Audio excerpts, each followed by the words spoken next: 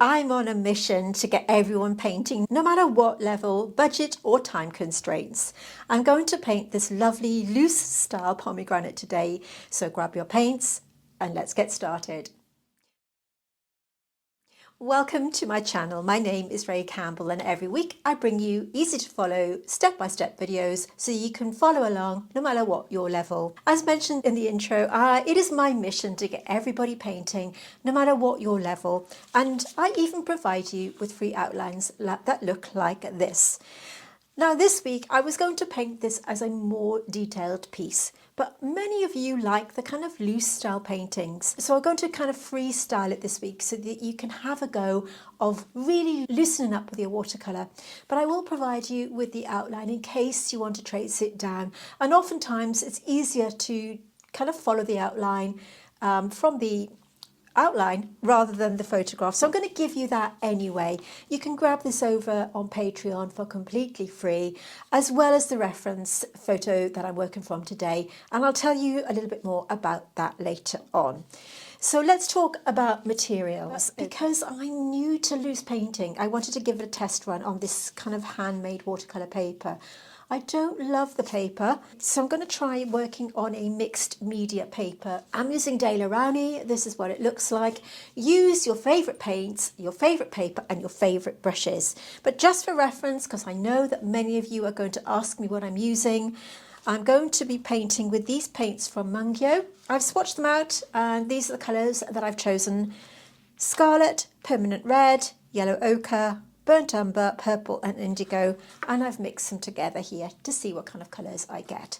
All the materials that I'm using today I will link in the description box underneath. In case I'm going too fast for you, you can check them out later. But as always, use your favourite paints and papers. I recommend swatching out your colours like this. These are colours in their raw form. In other words, they are not mixed with any other pigment.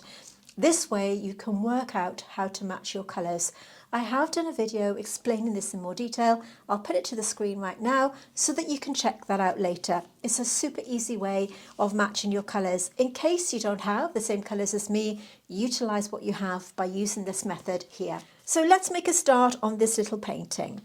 You can use this as a trace down by scribbling on the back, resting it on top of your paper and tracing it down using a pencil. I use an HB mechanical pencil because it gives me a lovely fine outline, but I'm not going to trace it down today. I'm going to just freestyle it because I want this to look a really loose and rugged style painting. I've chosen some brushes from Rosemary & Co.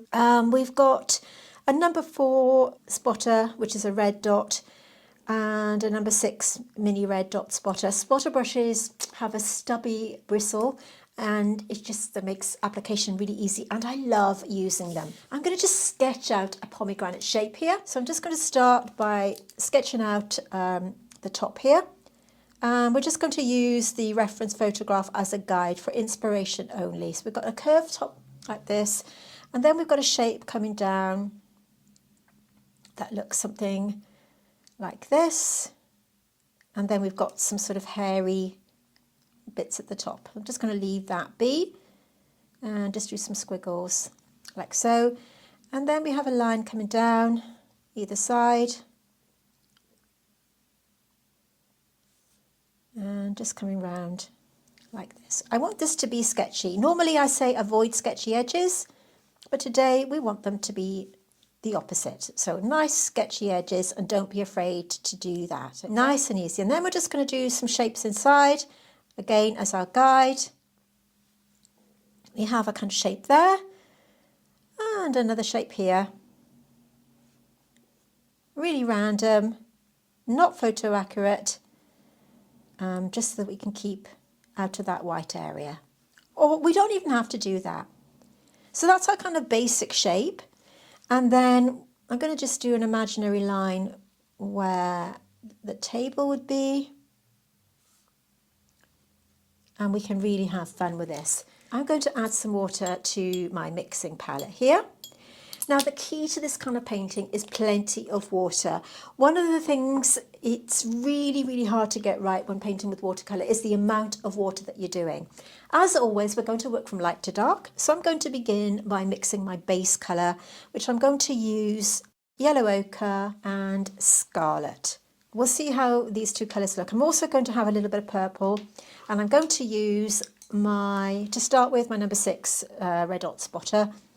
We're going to go in with yellow ochre and then yellow ochre with another puddle here. Notice that there's lots of water, and then to that I'm going to add a tiny bit of scarlet.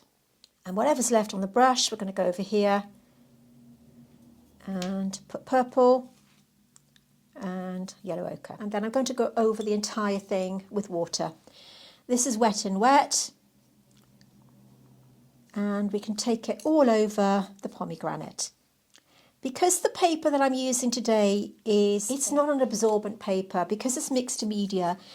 If you were to use, say, 100% cotton watercolour paper, it's going to be a lot more absorbent, and you can add a bit more water. But this, I'm going to have to go a little bit more carefully, because it's not going to absorb as much as the other one. Now, the trick with this is you don't want it to be too tidy. You want it to look messy. You want it to look as if it's watercolour. So you can really go to town with experimenting with this without being too scared of getting it quote unquote wrong. I'm starting off by just letting it sink into the watercolour paper. Now, the key is knowing when to drop in that paint. You can see how glossy that paper is, okay? And if it's too glossy, it's going to just float on the surface. I'm waiting for it to sink in a little bit before I drop that pigment in. Once I'm happy with that, I'm going to just go on with the yellow ochre and just drop it in pretty much everywhere. I'm just going to mix a little bit more. And just not be frightened to add plenty of water, because we don't want this to be a super accurate painting. We can just bung it on. It doesn't even matter if you go outside the pencil line. We're all about having fun and getting used to that loose style painting. I'm going to give that a little minute to settle in. While I'm waiting, I'm going to go on the outside edge here with some plain water. And I'm going to mix a tiny bit of that purple with a tiny bit of indigo. Like that. To that, I'm going to add scarlet, a bit more purple, and then pick up that colour and just drop it in. It's going to bleed into this, but that's okay. It's all about just not being frightened of your paint. Lots of water. I'm practically throwing the water onto the paper and just letting it do its thing. I'm going to pick up this mix here. So this was yellow ochre with scarlet and purple. Actually, I'm going to switch down brushes. This is my number 4 spotter, slightly smaller size, and I'm just going to take this to the outside edge here. You can see it's just going to go where that water is, dropping it in the middle. Watercolour is all about building up layers. Normally leaving one layer dry before you apply the next, but today, because we're just having fun and going crazy and dropping it in and not being bothered, we can still start building them up one by one.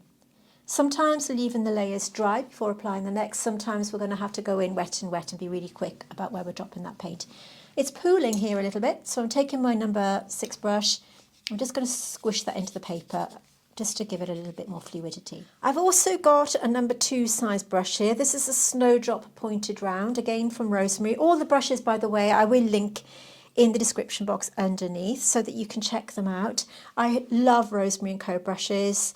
I've been using them for many, many years and I love them. This is just permanent red on its own, from the pan into there.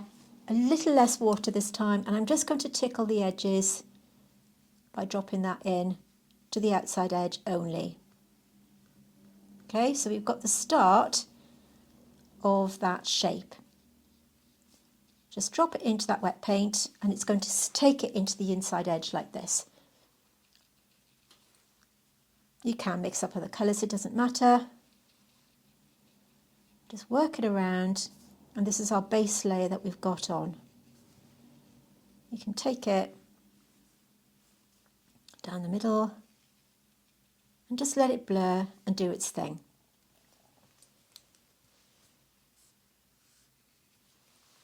We're going to let this dry. I'm just going to take a tiny bit of burnt umber and add it to this. and also indigo. And we're going to have a bit more purple. So we've got a really dark colour there. And again, I'm just picking up this colour, and I want to drop it in here while it's still wet, because I want this to be a strong, bold colour. And just let it merge. Let it do its blurry thing. Let it be watercolour and let it do that beautiful watercolour effect. Now, at the start of this video, I mentioned that you can grab your free outline that looks like this over on Patreon if you'd rather get this outline and sort of do your rough drawing from there, or you may want to be more photorealistic and get it in that way, as well as the reference photograph, which I will give you for free, my gift to you. So all you need to do is join our free membership level on Patreon, which I will link in the description box. But it would be remiss of me not to tell you that we do have paid memberships over there. Now, every week here on YouTube, we give you a free tutorial so that you can join in with us. They are free. They are tutorials in their entirety. You won't find them on Patreon. I give you these tutorials so that you can join in with me here and hopefully like and subscribe to my channel, which will help me grow. But if you do want to level up your botanical painting skills, we do have monthly tutorials on Patreon that are written exclusively for my patrons, and you won't find them here on my channel. We also have a mentorship level, which means that you can have some one-on-one video calls with me, as well as full critiques for your work.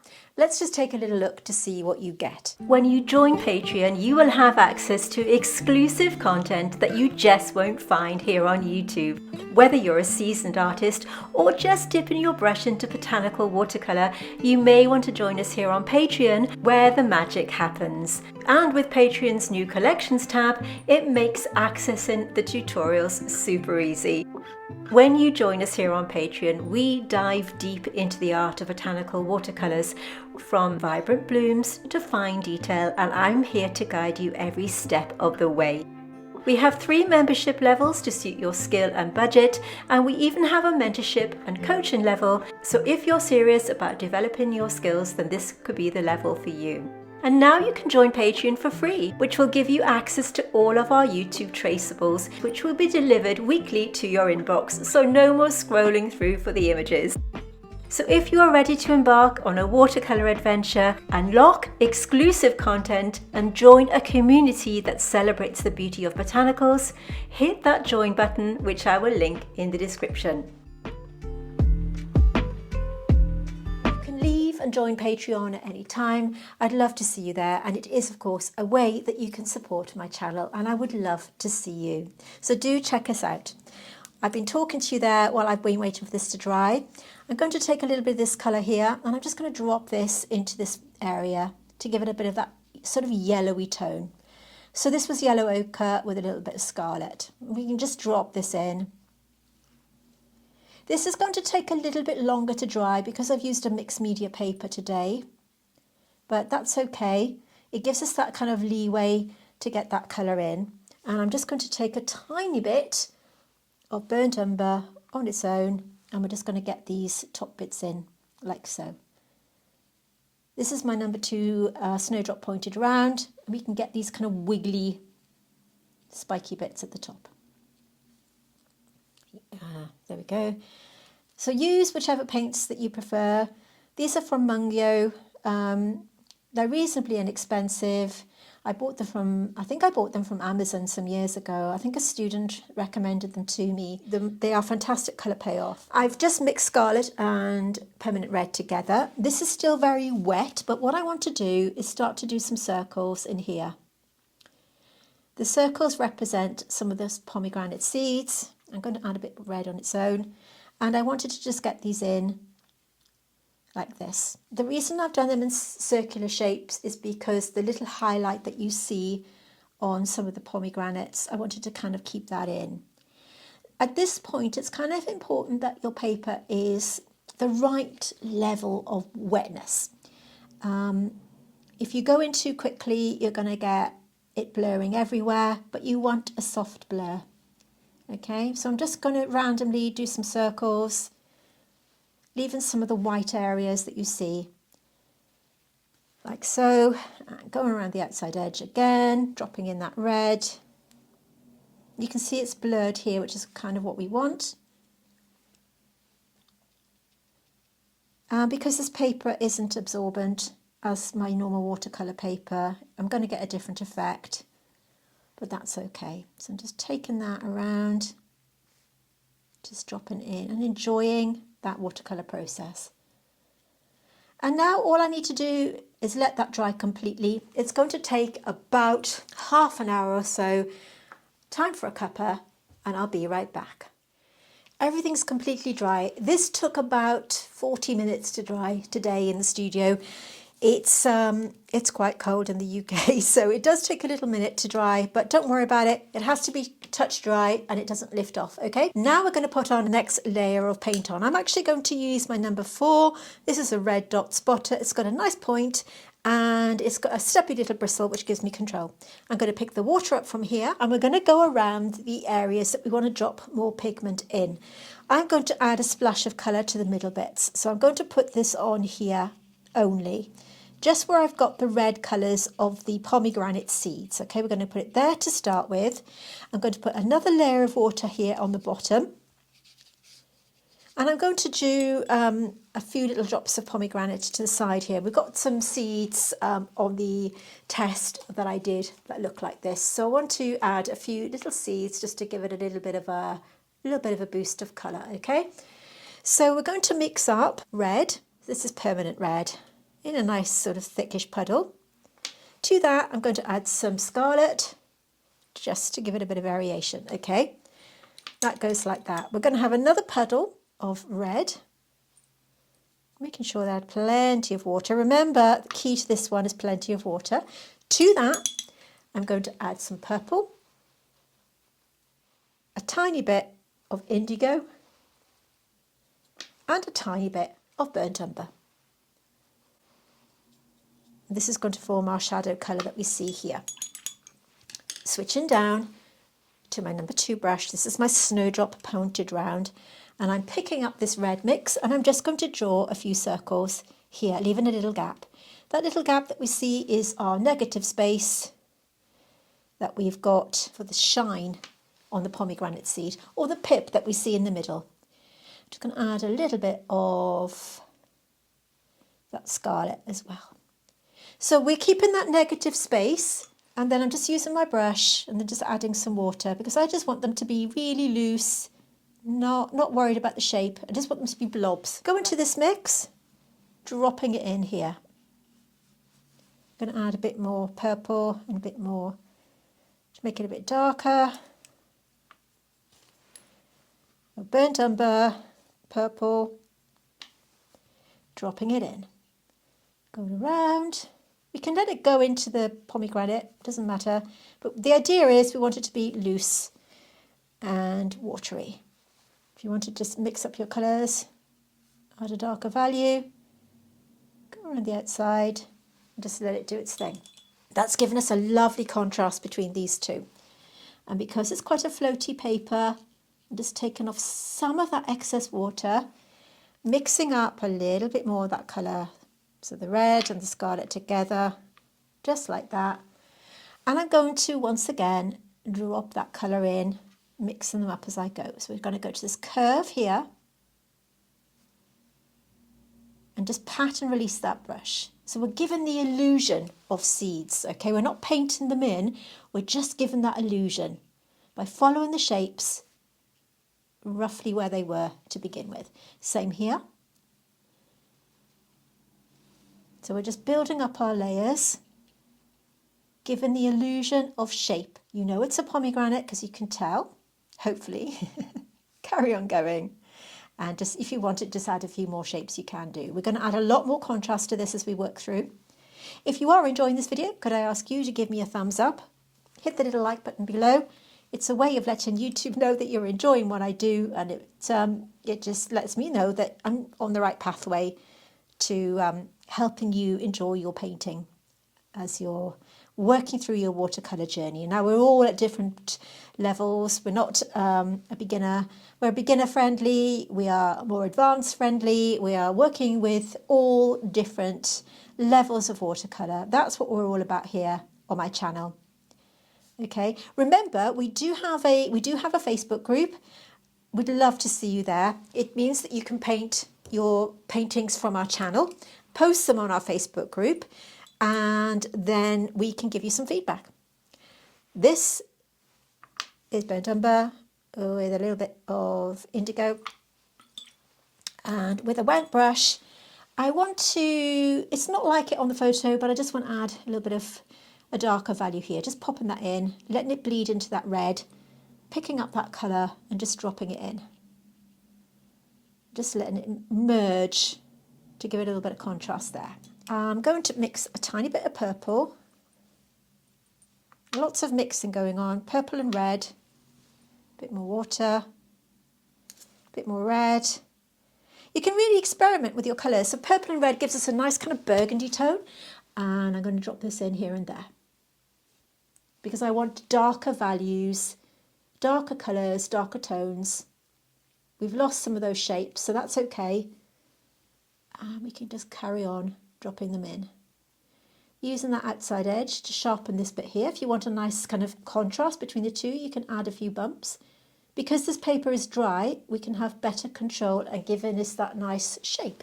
So we can go around some of these to give us that lovely crisp edge. You can even add one or two more if you want to. You see how lovely this is coming along. So if you join our Facebook group, you can have some feedback from me and my team. We are a fantastic community over there. Rose and my crew, Rose and the team keeps us lovely and safe. So I'm adding a little bit of that. This is yellow ochre, just because I want it to be really watercolour effect. Picking up some of the shadow tone, and I'm just going to go around the outside of one or two of the seeds that we dropped on here